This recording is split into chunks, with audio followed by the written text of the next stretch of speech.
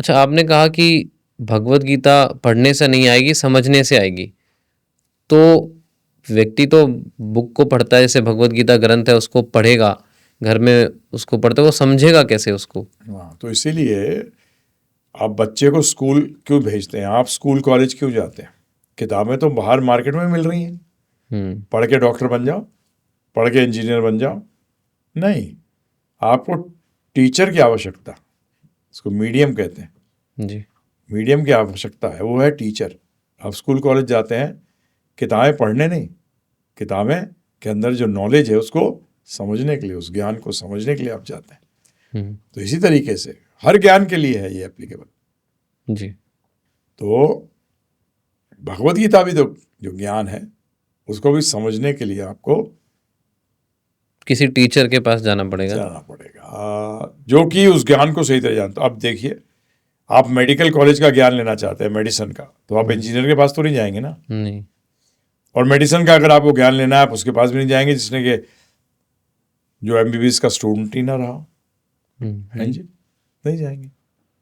तो इसी तरीके से हमने, जैसे हम आज चर्चा करते हैं भगवद गीता पे, क्योंकि हमने अपने गुरु महाराज से सुना है, भक्ति वेदांत स्वामी ठाकुर श्रील प्रभुपाद जी से जी। और वही चीज़ हम आगे पहुंचा रहे हैं, समझा रहे हैं। हमने पहले समझा ना, पढ़ा नहीं, पहले समझिए फिर पढ़िए, है ना जी। तो ज़्यादा इफेक्टिव होगा। एक्चुअली ज़्यादा इफेक्टिव बोलना भी गलत है, तभी वो इफेक्टिव होगा, नहीं तो वो होगा ही नहीं। पढ़ने से ज्ञान नहीं आया करता, समझने से ज्ञान जीवन में लगा सकते हो।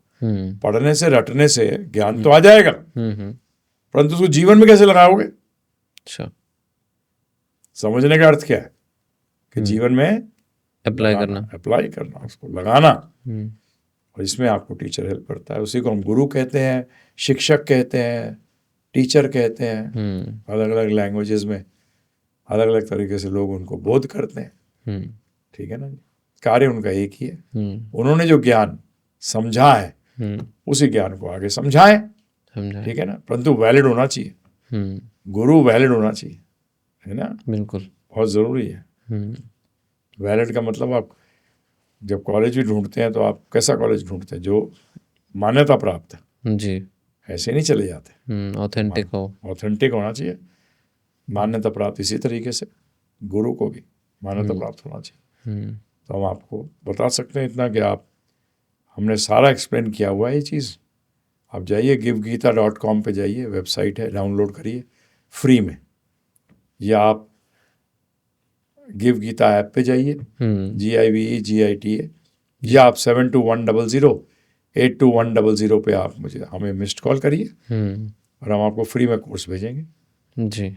तो जैसे आपने बताया कि ब्राह्मण हो, मतलब क्षत्रिय वैश्य शूद्र कोई भी हो, वो ये तो हिंदुओं की बात हो गई कि वो समझने के लिए एलिजिबल है। तो क्या अन्य धर्म के लोग भी, मुस्लिम धर्म के लोग, समस्त मानव जाति के लिए? अच्छा, वो भी इसको सब पढ़ सकते हैं, कोई प्रॉब्लम नहीं है उसमें? बिल्कुल नहीं, एकदम सबको पढ़ना चाहिए। अच्छा अच्छा। अरे जीवन में शांति आ जाएगी, कोई भेदभाव नहीं रहेगा, दुश्मनी खत्म। अच्छा, हाँ जी, जीवन में शांति, व्यक्तिगत रूप से और सामूहिक रूप से, दोनों तरीके से। बिल्कुल।